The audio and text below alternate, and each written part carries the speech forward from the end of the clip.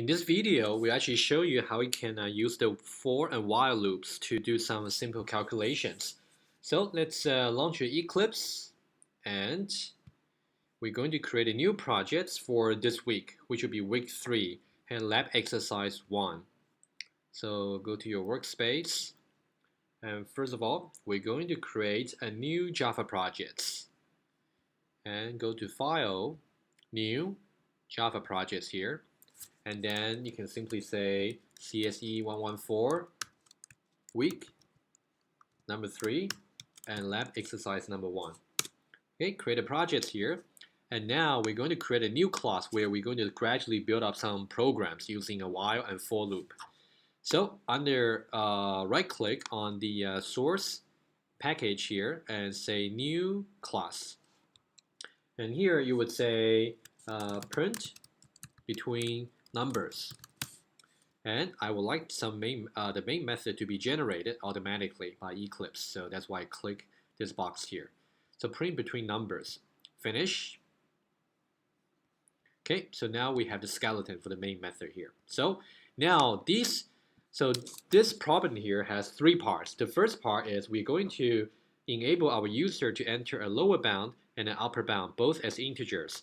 And then we're going to check to see if the lower bound is less than or equal to the upper bound. If it is, we'll go ahead and print all the numbers in between the lower bound and the upper bounds. If it is not in between the bounds, then we're going to print some error message. And the second part is we're going to make this process repeat itself until the user says, no, I don't want to continue. That's the second part. And the third part is we're going to be we're going to let the user to enter another number, which is called the middle number, to actually say from the lower bound until the middle number, we're going to print odd number only. And from the middle number to the upper bound, we're going to print the even number only. So these are the 3 parts we're going to do for the whole session. But let's do one part at a time. So the first part, first of all, we're going to declare our scanner object here, control space, and Java Eclipse is going to complete the imports for you. Scanner input equals new scanner, so system.in. Okay, so we have this ready, so we can now read from the user. So first of all, we're going to prompt the user for a new integer for the lower bound. So you can say enter the lower bound. And now the second part for the prompt is to enable the console for the user to enter something. So you can say input dot next integer, and you will get it. Okay. And then the lower bound and upper bound itself can either be positive or negative, doesn't matter. So now we say system.out. Oh, actually, there's something you need to do. You need to capture this result. So you can say integer lower bound equals input.nextInt. And remember, this actually follows the Java naming convention. You can see this is basically a compound word. The first word is lower, the second word is bound, and the first word should be all lower cases. And starting from the second word, it will be capitalized, lower bound. Okay. And now we're going to do the same for the upper bound. So let me just copy this code here. Enter the upper bound. So we'd say upper bound instead now would be equal to input.nextInt. So we're calling the same method from the scanner to make sure we're reading two input numbers. Okay, so now first of all, we're going to say if the lower bound is actually less than or equal to upper bound by definition. If it is the case, then we actually proceed with the printing. Otherwise, we're going to print off some error message. Okay. Otherwise, this will be the negation of that. So this means the lower bound is actually greater than the upper bound. So you should know very well that the negation of less than or equal to is greater than. Okay. So now we'd say if lower bound is greater than upper bound, then we should print off some error message, system.out.println. And we're going to say error lower bound is not less than or equal to the upper bound. Okay, that's why you should print out. If it is actually less than or equal to the upper bound, then we proceed. So now we would like to print all the numbers, including the lower bounds and upper bounds and all the numbers in between. How do we do that? Of course, you can use a while loop or you can use a for loop. In this case, for loop is actually particularly suitable when you actually have some explicit lower bounds and upper bounds. So let's use a for loop. So you can use a for loop here. So either you can just type it yourself or you can type for and control space. And now the the Eclipse is actually going to actually have some different template for you. But I would say since we haven't learned array yet, so iterate over array option is not so suitable for now. So I would say let's delay that for later. So we would say for. So now we need some loop counter. So let's say integer I initially to be something. And then here we have to specify the state condition here or continuation condition. This is how we increment the loop counter to make progress. And we will start with the curly brackets and end with the curly brackets. And this will be a loop body. Okay. So now what should we initialize the loop counter I to? So because we are trying to print from lower bound up to and including upper bound, so it makes sense to initialize that to be lower bound rather than just I, because rather than just being 0, because lower bound is not necessarily 0 always.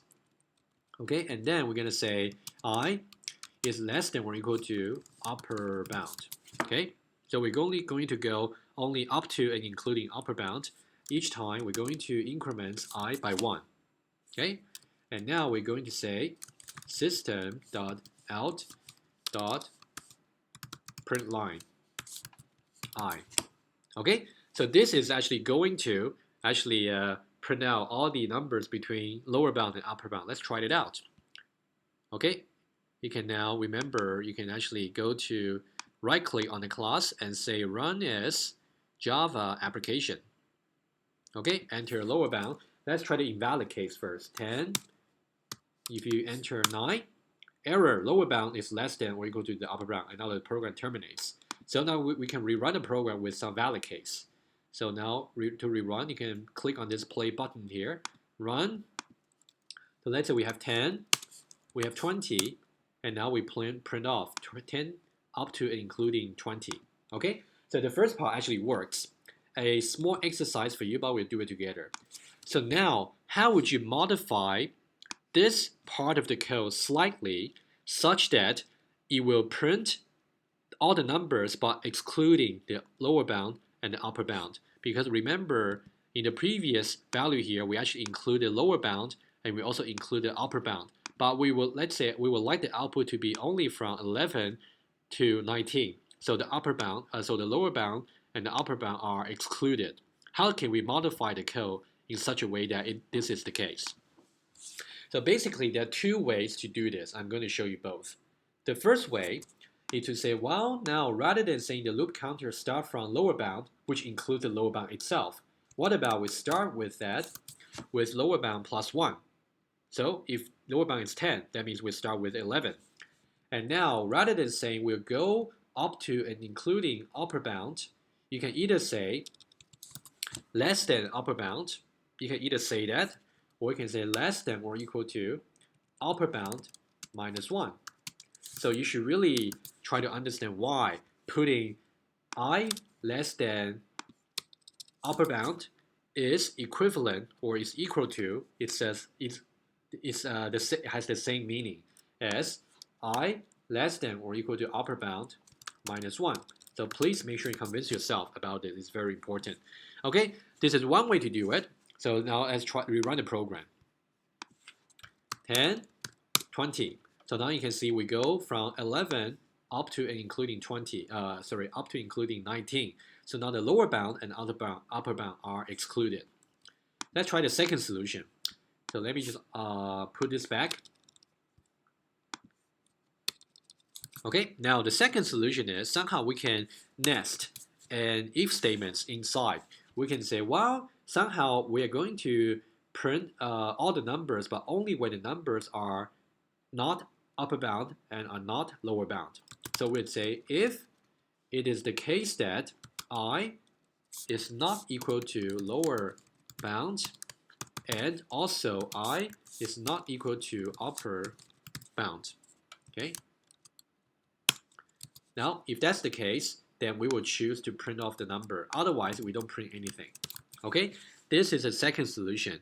So basically, we're still going over from lower bound up to and including upper bound. However, we're only going to print out the number for I if I is not equal to lower bound and it is not equal to upper bound. So in the case where I happens to be equal to either of this, then we simply do nothing. It's like the implicit else part here. So I think this one might make more sense to you because we talk a lot about the selection statements in Java. Okay, so now that's what we want to do. So I'm just going to get rid of that. That's simply just an exercise I want you to do.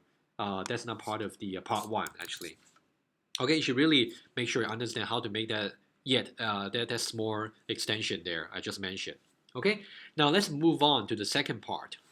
So now the second part is going to somehow to let the user, because you can see that from the previous example here, so after the user enters lower bound and upper bounds, we'll simply print off the numbers and the program simply just terminates.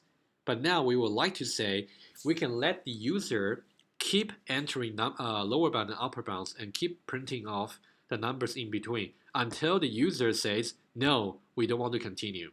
Okay? So what I would like is this. Let's say if this was the output before, okay, so now let's say this used to be the output before. So let me just get, because we start with, okay, like that. So this is actually the program before. We simply just terminates after line 15, okay? So now we like the program to say, well, would you like to continue? And enter either yes or no. Okay, that's one thing.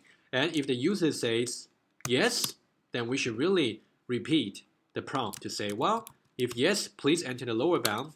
Let's just do the same. And please enter the upper bound. And we would say maybe 12, for example. In this case, we'll print off 10, 11, and 12, what the program will do. I'm just trying to give you some example. And now they would say, would you like to continue or not?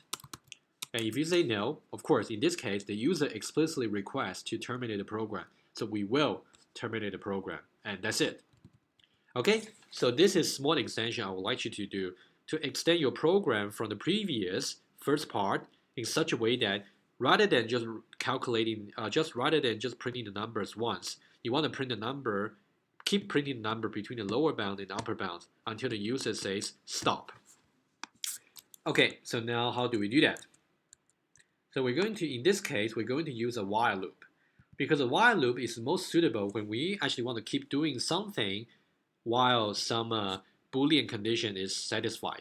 So now we want to say, as long as the user wants to continue, then we'll let them continue. So that's sort of the Boolean condition we would like to capture.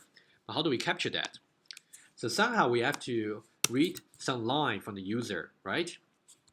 So here somehow we want to say something like, so we would like to say after we calculate, sorry, not here. So this is actually right after we print off the number from the user. So we want to say right after we print off the numbers between the lower bound and upper bound, we say system.out.print line. We ask the user, would you like to continue? Yes or no. And then now we're actually going to read the answer from the user. Okay, input dot next line. And this is a small trick I would like you to know, to realize. Okay, it's quite an unfortunate trick. So now for this scanner here, because remember the last input we tried to read from the user was an integer.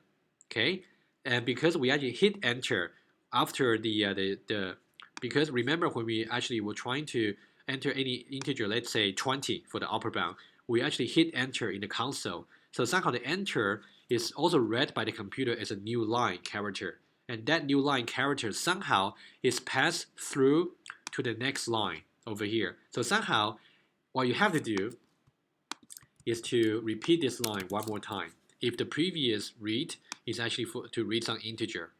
Okay, so so what I want you to do is whenever you see you want to do a next line for the input, if the previous one is actually some read integer, read double, read boolean, so please just make sure you say input a next line twice rather than just once. That's the trick. Okay. Would you like to continue or not? Okay, so we actually read the answer from the user. So we'd say answer. So the user is going to have some answer here. So we're going to say it twice. So you can declare that to be a string holder. Okay. So it's going to be equal to input the next line. And now we're going to say if the answer, so we're going to use something which we'll explain later, but for now you can just copy that. Dot equals yes. If the user says yes, then we're going to somehow to document this intention here. So how do we do that? Okay, the way to do that is we actually need to declare some Boolean variable. Okay, so now the way to do that is we're going to say Boolean user wants to continue. Let's say initially it's simply just true because the user at least wants to run it once. So now we're going to have a while loop to say user, as long as the user wants to continue, initially that's the case. Here you don't have to say is equal to true. That's correct, but it's actually quite wordy. It's redundant because it's already a Boolean variable. As we mentioned in the lecture, you can simplify this by simply have that. Okay. So now we're going to put everything that we had so far within the while loop. Not here. Within the while loop. So we're going to, yes, put it here. That means as long as the user would like to continue, then we're going to do exactly what we did for part 1. Okay, and for part 1, yes.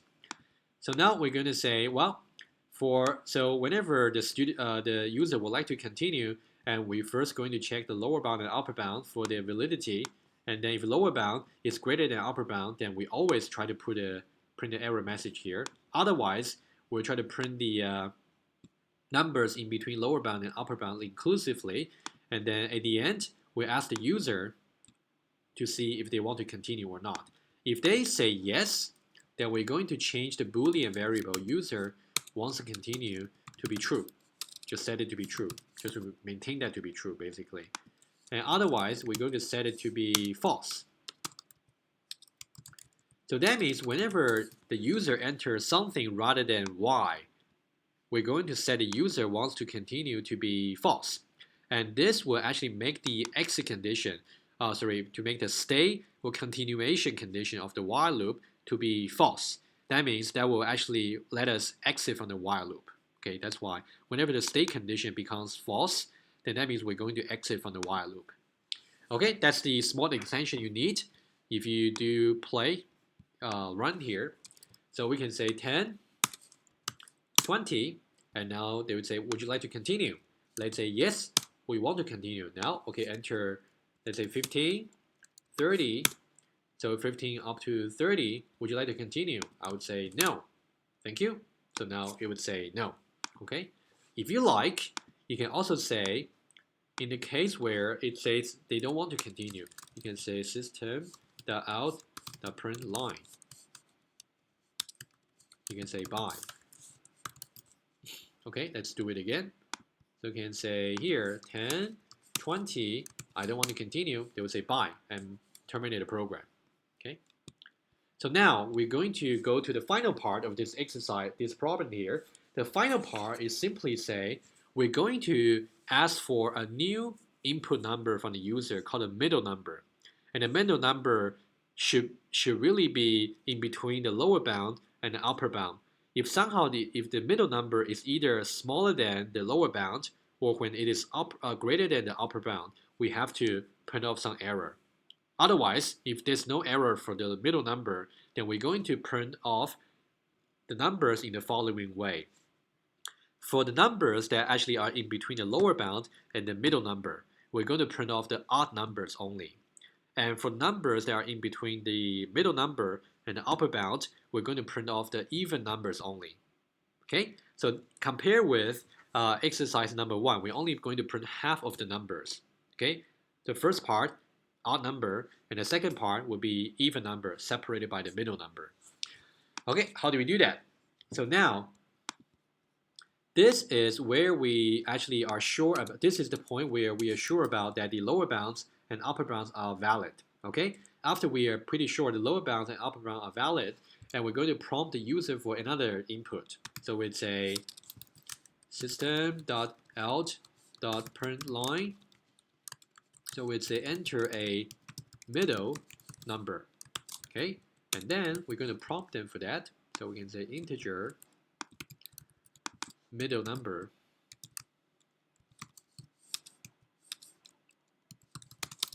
equals input the next int. Okay, so now before we can start printing off the numbers separated by the middle number, we have to check to see. So we can declare some Boolean variable here. We can say Boolean, so middle number is valid. So that's a Boolean variable here. So what's the condition going to be defined? So the middle number is only valid. It's valid only if that it is if the middle number is actually greater than or equal to the lower bound, and so that's a logical operator you learned in the class, and the middle number is less than or equal to the upper bound. Okay, so that's the condition you have. Let's capture that and put the evaluation of this condition here in a placeholder of type Boolean. Okay, so now we're going to say, well, now if the middle number is valid, then we're going to go ahead with the calculation, which is similar to what we did before. So we're going to get this part here, cut that. So we're going to say, put that here. So the else part is to say, so you can see the else part is when the middle number is not valid. So here you should say system.out.println.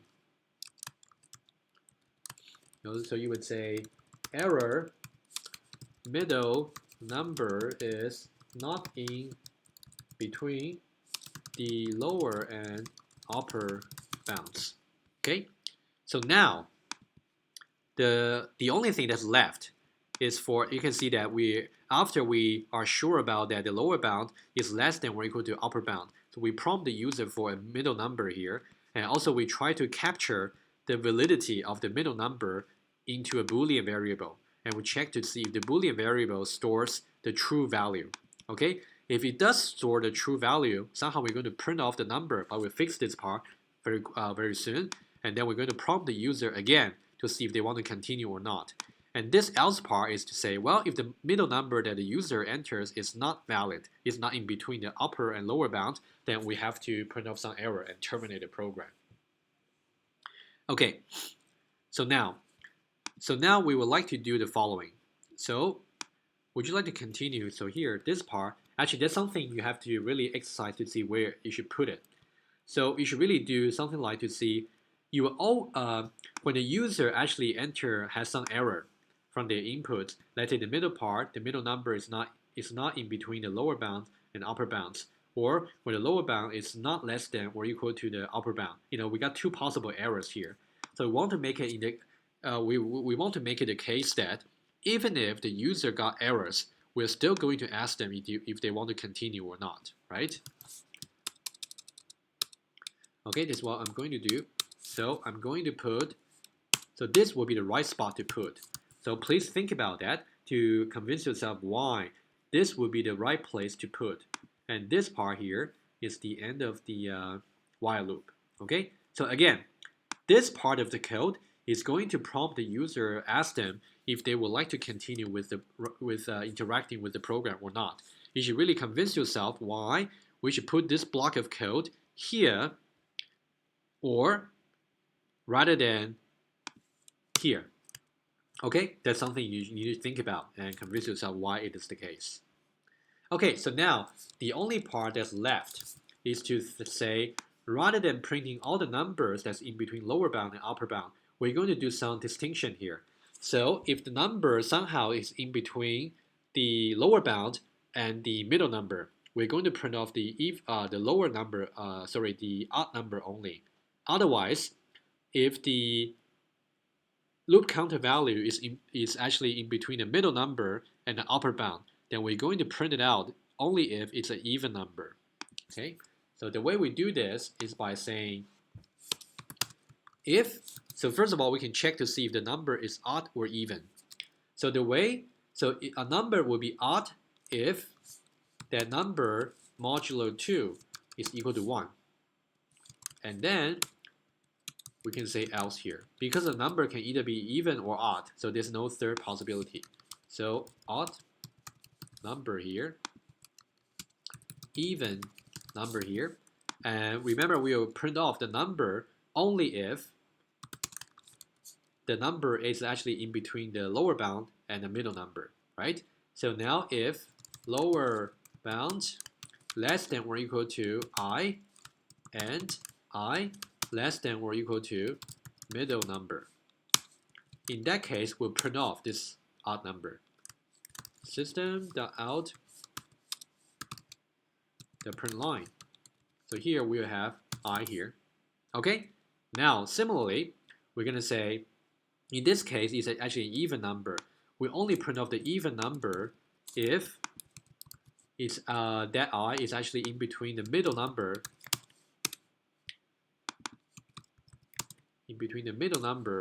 and the upper bound. Okay, so basically, this is really this is the main extension here for the third part. So somehow you want to actually to say, now when I'm going to print the numbers, I'm going to judge to see if I want to print the number or not based on two conditions. First of all, if the number is actually somehow odd, and also the number is in the first part of in the interval, mainly from lower bound up to the middle number, then I'll print off the number. Otherwise, even if it is an odd number, but if it is actually say after the middle point, so that I wouldn't print it. Similarly, I'll only print off an even number if it is actually in the second part of the interval, which means it's after the middle part, the middle number. If it is even number, but it is before the middle number, then we don't print it. Okay, let's just double check to see if this program will work. So you will just do run. So let's say 1, and we do 20. And middle number here, let's say 10. Okay, you can see now, this is the odd number up to the middle part. We actually got 1, 3, 5, 7, 9. And now from the middle number here up to the upper bound, we got 10, 12, 14, 16, 18, 20, all the even numbers. Would you like to continue? Let's say yes. So now enter lower bound. Let's say this time simply just 10. And let's say simply just 20. And middle number will be 15, let's say. So similarly, so this time 11, 13, 15, odd numbers up to the middle point, and then 16, 18, and 20, the even number. Okay, would you like to continue? Let's say no. And now the program is terminated.